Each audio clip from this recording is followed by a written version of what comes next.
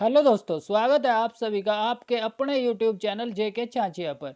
दोस्तों, आज करेंगे हम और एचएसएससी द्वारा पूछे गए ओरिजिनल क्वेश्चन और ओरिजिनल आंसर की के साथ। तो चलिए करते हैं शुरुआत। निम्नलिखित में से कौन सा सही नहीं है? ऑप्शन ए, प्रकाश एक विद्युत चुंबकीय तरंग है। ऑप्शन बी, प्रकाश एक सीधी रेखा में गमन करता है। ऑप्शन सी, प्रकाश एक अनुप्रस्थ तरंग है। ऑप्शन डी, प्रकाश एक अनुदैर्ध्य तरंग है। ऑप्शन ई, उपरोक्त में से कोई नहीं। तो राइट आंसर जो है इस क्वेश्चन का दोस्तों, वो है ऑप्शन डी, प्रकाश एक अनुदैर्ध्य तरंग है।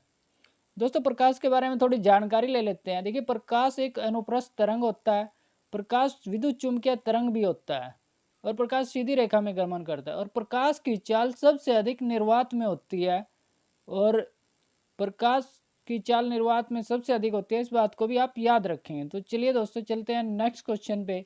और नेक्स्ट क्वेश्चन आपका ये, क्या यह वास्तव में सच है या मिथक है कि तारे वास्तव में जितने ऊंचे हैं उससे कहीं अधिक ऊंचे दिखाई देते हैं? ऑप्शन ए, मिथक है। ऑप्शन बी, हाँ, प्रकाश का अपवर्तन। ऑप्शन सी, हाँ, प्रकाश का वायुमंडलीय अपवर्तन। ऑप्शन डी, हाँ, प्रकाश का फैलाव। ऑप्शन ई, उपरोक्त में से कोई नहीं। तो दोस्तों, इसका राइट आंसर है ऑप्शन सी, हाँ, प्रकाश का वायुमंडलीय अपवर्तन। दोस्तों, याद रखना, अपवर्तन के कारण ही कोई भी वस्तु, अगर कोई छड़ी पानी में पड़ी है तो वो थोड़ी सी टेढ़ी दिखाई देगी या मुड़ी हुई दिखाई देगी। अगर कोई सिक्का पानी के अंदर पड़ा है तो वो थोड़ा सा ऊपर उठा हुआ दिखाई देगा। और तारे भी प्रकाश के अपवर्तन के कारण ही टिमटिमाते हुए दिखाई देते हैं। तो ये बात आप याद रखेंगे। चलिए चलते हैं दोस्तों नेक्स्ट क्वेश्चन पे। किसके द्वारा भारत के राष्ट्रपति के खिलाफ उसके निष्कासन के लिए महाभियोग के आरोप को प्राथमिकता दी जा सकती है?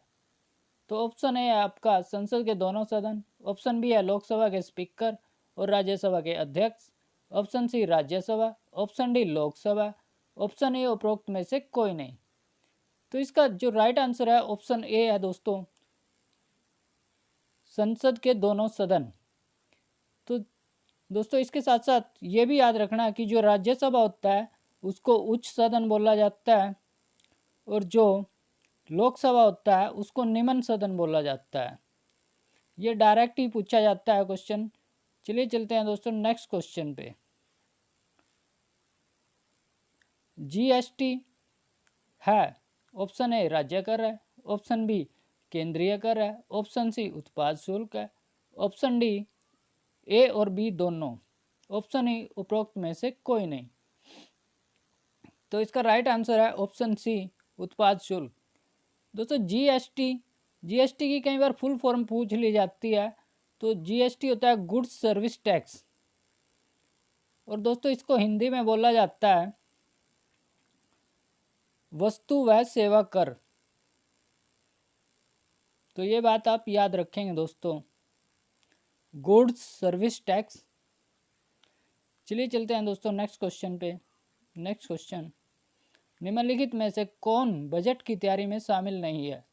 ऑप्शन ए, वित्त मंत्रालय। Option B, NITI Aayog. Option C, नियंत्रक और महालेखा परीक्षक। ऑप्शन डी, वित्त आयोग। ऑप्शन ई, उपरोक्त में से कोई नहीं। तो दोस्तों, इसका राइट आंसर है ऑप्शन डी, वित्त आयोग। तो दोस्तों, नीति आयोग के बारे में थोड़ी जानकारी ले लें। जो नीति आयोग है इसकी शुरुआत हुई है 15 अगस्त 2014 से, और इसको लागू किया गया 1 जनवरी 2015 से।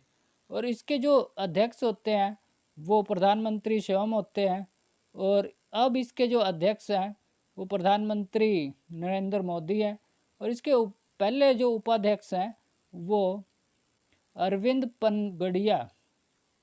तो ये बात आप याद रखना दोस्तों। चलिए चलते हैं नेक्स्ट क्वेश्चन पे। निम्नलिखित राज्यों में से किस एक में सबसे अधिक लैंगिक असमानता है? Option A, Orissa. Option B, Uttar Pradesh. Option C, Haryana. Option D, Maharashtra. Option A, उपरोक्त में से कोई नहीं। तो इसका right answer option C, Haryana है। हरियाणा के अंदर सबसे अधिक लैंगिक असमानता है। अगर बात करें लैंगिक समानता की, तो याद रखना दोस्तों, केरल सबसे पहले नंबर पे है। चलिए चलते हैं दोस्तों नेक्स्ट क्वेश्चन पे। स्वतंत्र भारत में एक राज्य की पहली महिला राज्यपाल थी। Option A Shrimati Indira Gandhi, option B Shrimati Vijaya Lakshmi Pandit, option C Shrimati Sarojini Naidu, option D Shrimati Sucheta Kripalani, option E उपरोक्त में से कोई नहीं। तो इसका जो राइट आंसर है दोस्तों ऑप्शन सी श्रीमती सरोजिनी नायडू, और ये उत्तर प्रदेश से थी। उत्तर प्रदेश की पहली महिला राज्यपाल बनी थी। इसके साथ साथ याद रखना दोस्तों ऑप्शन डी श्रीमती सुचेता कृपलानी, जो ये भी उत्तर प्रदेश से थी और ये पहली मुख्यमंत्री बनी थी।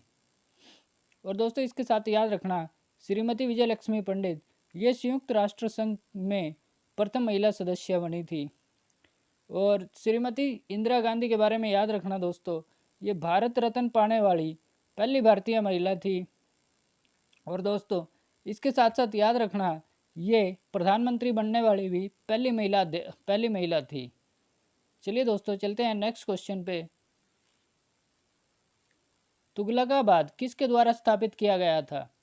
Option A Ghiyasuddin Tughlaq, option B Muhammad bin Tughlaq, option C Firoz Shah Tughlaq, option D Abu Bakr Shah, option E इनमें से कोई नहीं। तो दोस्तों इसका राइट आंसर है गयासुद्दीन तुगलक, ऑप्शन ए। दोस्तों इसको याद करने का थोड़ा सा कोरिलेट कर लेना कि जो तुगलकाबाद, जैसे तुगलकाबाद है, तुगलकाबाद आपने देखा होगा बहुत सारे रेलवे के इंजनों पे लिखा रहता है।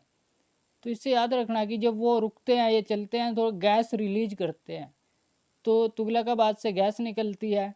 गैस से याद रखना कि गयासुद्दीन तुगलक।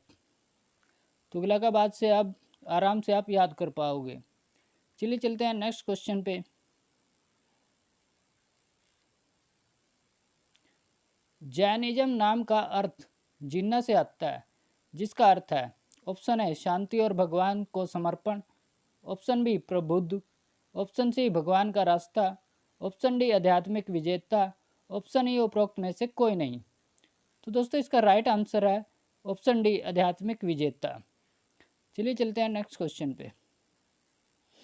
अखिल भारतीय सेवाओं का जनक किसे माना जाता है? Option A lord Macaulay, option B lord Cornwallis, option C B R Ambedkar, option D Sardar Patel, option इनमें से कोई नहीं। तो आपका राइट आंसर है दोस्तों ऑप्शन डी सरदार पटेल। दोस्तों इस क्वेश्चन में एक बात याद रखना हमेशा, देखिए ये पूछा है अखिल भारतीय सेवाओं का जनक, और जो अपने लॉर्ड कॉर्नवालिस हैं उसको माना जाता है भारत में नागरिक सेवाओं का जनक, और जो बी आर अम्बेडकर है उनको प्रारूप समिति का अध्यक्ष माना जाता है, प्रारूप समिति का अध्यक्ष, और सरदार पटेल जी को प्रांतीय समिति का अध्यक्ष भी माना जाता है। तो दोस्तों ये बात भी आप इसके साथ याद रखना। तो चलिए चलते हैं नेक्स्ट क्वेश्चन पे। निम्नलिखित में से कौन सा यातायात भीड़ भाड़ वाले शहरों में बुरी हवा के निर्माण से जुड़ा है? Option A sulphur dioxide, option B nitrogen oxide, option C carbon dioxide, option D carbon monoxide, option E उपरोक्त में से कोई नहीं।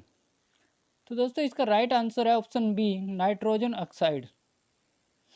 चलिए दोस्तों चलते हैं नेक्स्ट क्वेश्चन पे।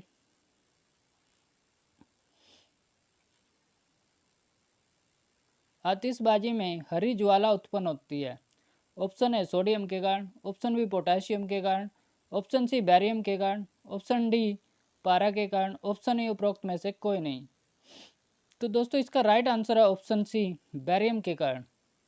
और अगर वो आपसे पूछ ले दोस्तों कि लाल चटक रंग किसके कारण उत्पन्न होता है, तो याद रखना दोस्तों लाल चटक रंग स्ट्रांसियम के कारण।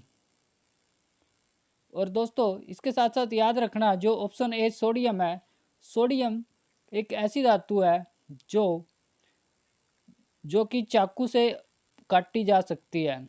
इतनी मुलायम है ये कि चाकू से आराम से काटी जाती है। और सोडियम के बारे में याद रखना दोस्तों, इसको मिट्टी के तेल में डुबा के रखते हैं।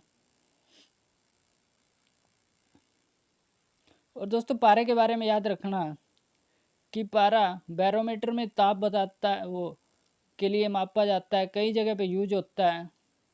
और बैरोमीटर से याद रखना दोस्तों, अगर बैरोमीटर का तापमान नीचे गिरता है तो उसमें आंधी और तूफान आने की संभावना होती है। अगर वो ऊपर चढ़ता है तो मौसम साफ रहने की संभावना होती है। चलिए चलते हैं नेक्स्ट क्वेश्चन पे दोस्तों। महाभारत काल में सदियों पहले कुरु वंश के आर्यों के काल को निम्नलिखित में से किस युग की शुरुआत के साथ चिन्हित किया गया था? ऑप्शन ए कृषि युग, ऑप्शन बी ताम्र युग, ऑप्शन सी लौह युग, ऑप्शन डी धातु युग, ऑप्शन ए उपरोक्त में से कोई नहीं। तो दोस्तों इसका राइट आंसर है ऑप्शन ए कृषि युग। चलिए चलते हैं नेक्स्ट क्वेश्चन पे। हरियाणा के निम्नलिखित में से किस प्रांत ने 1857 के विद्रोह में ब्रिटिश सेना को बहुमूल्य सहयोग प्रदान किया? Option A Bahadurgarh, option B Taoru, option C Jhajjar, option D Jind, option A उपरोक्त में से कोई नहीं। तो दोस्तों इसका राइट आंसर है ऑप्शन डी जींद। जींद वालों ने 1857 के विद्रोह में ब्रिटिश सेना का खूब साथ दिया था, ये बात याद रखना दोस्तों। चलिए चलते हैं नेक्स्ट क्वेश्चन पे। हरियाणा के निम्नलिखित महान योद्धाओं में से कौन सिपाही विद्रोह के समय मेरठ का नवाब कोतवाल था? Option A Abdus Samad Khan, option B Vikram Singh, option C Rao Krishna Gopal, option D Rameshwar Dayal, option इनमें से कोई नहीं। तो दोस्तों इसका राइट आंसर है ऑप्शन सी राव कृष्ण गोपाल। चलिए चलते हैं नेक्स्ट क्वेश्चन पे। प्रथम स्वतंत्रता संग्राम में बल्लभगढ़ के निम्नलिखित राजाओं में से किसने दिल्ली में क्रांतिकारी सेना का नेतृत्व किया था?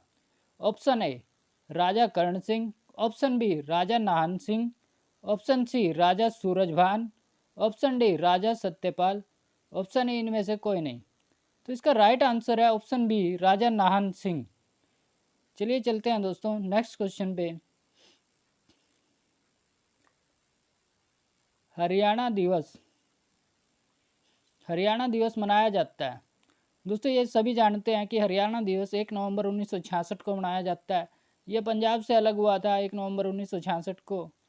तो दोस्तों इसके साथ याद रखना कि 1 दिसंबर को जो 1 दिसंबर है इसको विश्व एड्स दिवस में के रूप में मनाया जाता है।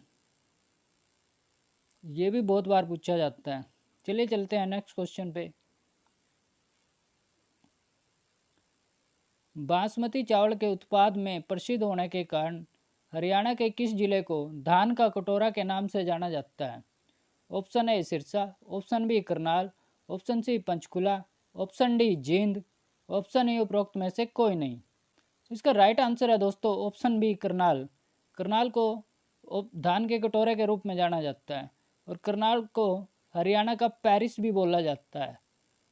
और दोस्तों इसके साथ साथ याद रखना यह उत्तर भारत का साफ सफाई में दूसरे नंबर का शहर है। और दोस्तों यहाँ पर कर्ण लेक है, ओएसिस है, ये भी बात आप याद रखना।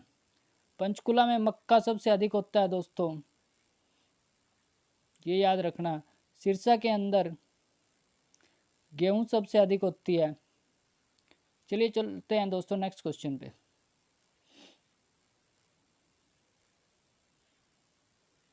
क्रिकेट टेस्ट मैच जिसमें हरियाणा के कपिल देव ने सबसे अधिक विकेट लेने का रिकॉर्ड बनाने के लिए 432वां विकेट लिया आयोजित किया गया था, ये बताना है दोस्तों कहाँ पे आयोजित किया गया था। ऑप्शन ए 10 जनवरी 1992 को, ऑप्शन बी 8 दिसंबर 1996 को, ऑप्शन सी 8 फरवरी 1994 को, ऑप्शन डी 12 अगस्त 1997 को, ऑप्शन ई उपरोक्त में से कोई नहीं। देखिए दोस्तों इसका राइट आंसर रहेगा ऑप्शन सी 8 फरवरी 1994 को। और इसके बारे में याद रखना दोस्तों, कपिल देव को हरियाणा हरिकेन के नाम से भी जानते हैं, हरियाणा हरिकेन। 1983 में दोस्तों भारत ने पहली बार विश्व कप क्रिकेट में जीता था। चलिए चलते हैं दोस्तों नेक्स्ट क्वेश्चन पे। हरियाणा की प्रसिद्ध खिलाड़ी गीता जुत्सी का संबंध निम्नलिखित में से किस खेल से है? दोस्तों वेरी इंपॉर्टेंट क्वेश्चन है, बहुत ज़्यादा बार पूछा गया है, तो इसका संबंध दौड़ से है दोस्तों। ऑप्शन बी आपका राइट आंसर रहेगा।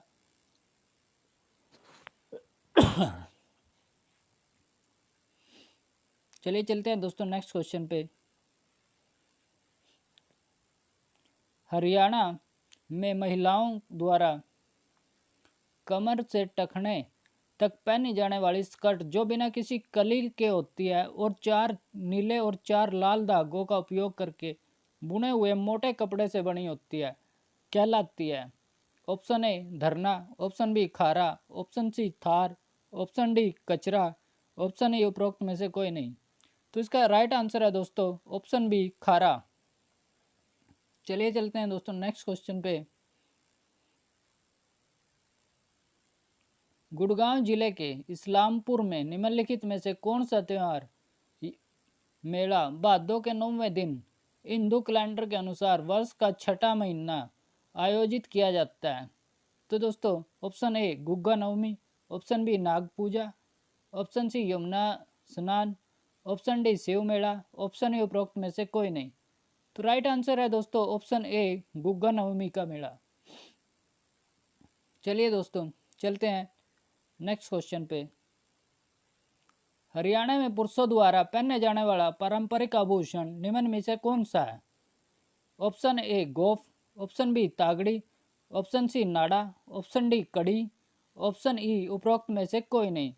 तो इसका राइट आंसर है दोस्तों ऑप्शन ए गोफ।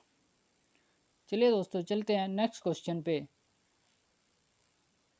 हरियाणा में पंजाबी भाषा को बढ़ावा देने के लिए इसे राज्य की डैश भाषा बनाया गया था? ऑप्शन ए पहली, ऑप्शन बी द्वितीय, ऑप्शन सी तृतीय, ऑप्शन डी चतुर्थ, ऑप्शन ई उपरोक्त में से कोई नहीं।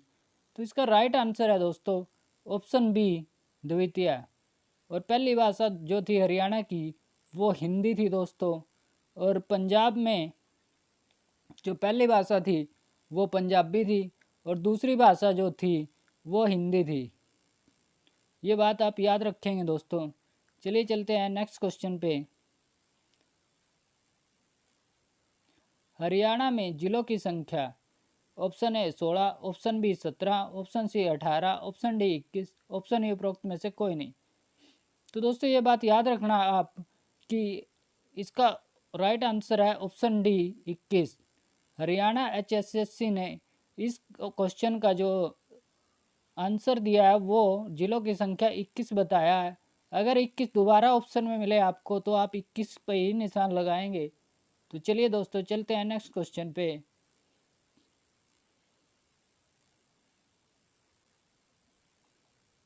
ओएसिस नामक पर्यटन स्थल हरियाणा के निम्न में से किस स्थान पर स्थित है? Option A Faridabad, option B Bhiwani, option C Uchana, option D Rewari, option A उपरोक्त में से कोई नहीं। तो राइट आंसर है दोस्तों ऑप्शन सी उचाना। उचाना एक गांव है, करनाल जिले में पड़ता है दोस्तों। और यहाँ पे एक झील है, झील भी है कर्ण लेक के नाम से एक झील भी है यहाँ पे, और ओएसिस भी है, ओएसिस नाम का पर्यटन स्थल भी है। तो दोनों बातों का आप याद रखेंगे दोस्तों। और फरीदाबाद में दोस्तों बड़खल झील है, इसको भी आप याद रखेंगे। चलिए चलते हैं नेक्स्ट क्वेश्चन पे। भांकड़ा नहर सिंचाई के लिए हरियाणा के किस जिले को पानी प्रदान करता है? Option A Sirsa, option B Hisar, option D Rohtak, option D उपरोक्त में से सभी, ऑप्शन ए उपरोक्त में से कोई नहीं। तो दोस्तों इसका राइट आंसर होगा ऑप्शन डी उपरोक्त सभी। चलिए चलते हैं नेक्स्ट क्वेश्चन पे। निम्न में से कौन सा सरोवर राज्य के फरूखनगर तहसील में स्थित है? ऑप्शन ए सुल्तानपुर सरोवर, ऑप्शन बी दमदमा सरोवर, ऑप्शन सी खलीलपुर सरोवर, ऑप्शन डी कोटला सरोवर, ऑप्शन ई उपरोक्त में से कोई नहीं। तो दोस्तों इसका राइट आंसर है सुल्तानपुर सरोवर। और ये सुल्तानपुर सरोवर गुरुग्राम में पड़ता है दोस्तों। दमदमा भी दोस्तों, ये खलीलपुर जो है खलीलपुर भी गुड़गांव में ही पड़ता है दोस्तों, याद रखना दोस्तों। चलिए चलते हैं नेक्स्ट क्वेश्चन पे। विख्यात बड़खल सरोवर हरियाणा के निम्न में से किस जिले में है? तो दोस्तों option A Gurugram Gurgaon, option B Bhiwani, option C Faridabad, option D Rohtak, option E उपरोक्त में से कोई नहीं। तो दोस्तों इसका राइट आंसर है ऑप्शन सी फरीदाबाद। तो रोहतक में दोस्तों शीशे वाली मस्जिद है। भिवान और गुरुग्राम में दोस्तों आपका सुल्तानपुर पड़ता है, खलीलपुर पड़ता है। चलिए दोस्तों चलते हैं नेक्स्ट क्वेश्चन पे। सरसों के उत्पादन में हरियाणा का कौन सा जिला प्रथम स्थान पे है? ऑप्शन है Mahendragarh, option B Faridabad, option C Rohtak, option D Panipat, option E उपरोक्त में से कोई नहीं। दोस्तों इसका राइट आंसर है ऑप्शन है महेंद्रगढ़। और महेंद्रगढ़ में याद रखना दोस्तों, खनिज उत्पादन में भी ये पहले स्थान पे है। पानीपत से याद रखना दोस्तों, पानीपत में दरी बनाने के कारखाने हैं। चलिए चलते हैं दोस्तों नेक्स्ट क्वेश्चन पे। हरियाणा में निर्मित कौन सी वस्तु विदेशों में निर्यात की जाती है? ऑप्शन ए पीतल के बर्तन, option B paint, option C Liberty के जूते, ऑप्शन डी लकड़ी की के फर्नीचर, ऑप्शन ई उपरोक्त में से कोई नहीं। दोस्तों इसका राइट आंसर है ऑप्शन सी लिबर्टी के जूते। और दोस्तों ये लिबर्टी कंपनी करनाल के अंदर है। और करनाल को हरियाणा का पेरिस भी बोला जाता है। यहाँ पे NDRI भी है दोस्तों। चलिए दोस्तों चलते हैं नेक्स्ट क्वेश्चन पे। हरियाणा का प्रमुख इको पार्क कौन सा है? तो दोस्तों ऑप्शन है सुल्तानपुर पक्षी विहार, ऑप्शन बी कालेश्वर राष्ट्रीय उद्यान, ऑप्शन सी असोला भट्टी वन्य जीव अभ्यारण्य, ऑप्शन डी वीर शिकारगा वन्य जीव अभ्यारण्य, ऑप्शन ई उपरोक्त में से कोई नहीं। दोस्तों इसका राइट आंसर है ऑप्शन ए सुल्तानपुर पक्षी विहार। सुल्तानपुर पक्षी विहार दोस्तों गुरुग्राम में पड़ता है और यहाँ पे प्रवासी पक्षियों के लिए मशहूर है। और यहाँ पे बहुत सारे पक्षी आते हैं। इसके साथ साथ याद रखना कालेश्वर वन राष्ट्रीय उद्यान यमुनानगर में पड़ता है। और दोस्तों वीर शिकारगा वन्य जीव अभ्यारण्य ये पंचकुला में पड़ता है। ये भी बात आप याद रखना दोस्तों। चलिए चलते हैं नेक्स्ट क्वेश्चन पे।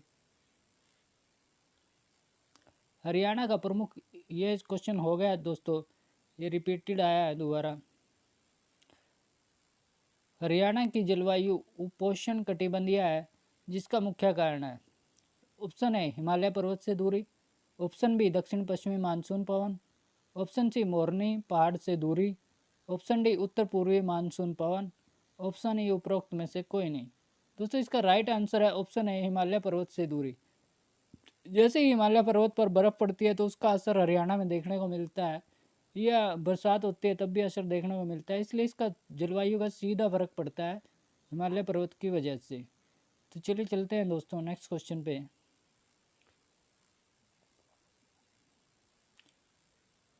किस भूगर्भिक काल में हरियाणा राज्य में नदी नाले पहाड़ आदि का सुचारू रूप से निर्माण हुआ? मेसोजोइक काल, ऑप्शन बी पैलियोजोइक काल, ऑप्शन सी सेनोजोइक काल, ऑप्शन डी जुरासिक काल, ऑप्शन ई उपरोक्त में से कोई नहीं। तो राइट आंसर है दोस्तों ऑप्शन सी सेनोजोइक काल। चलिए चलते हैं नेक्स्ट क्वेश्चन पे। तो दोस्तों आपको वीडियो कैसा लगा? अगर वीडियो अच्छा लगा है तो प्लीज़ इसे लाइक करना, शेयर करना और चैनल सब्सक्राइब कर लेना। तो मिलते हैं दोस्तों नेक्स्ट वीडियो में।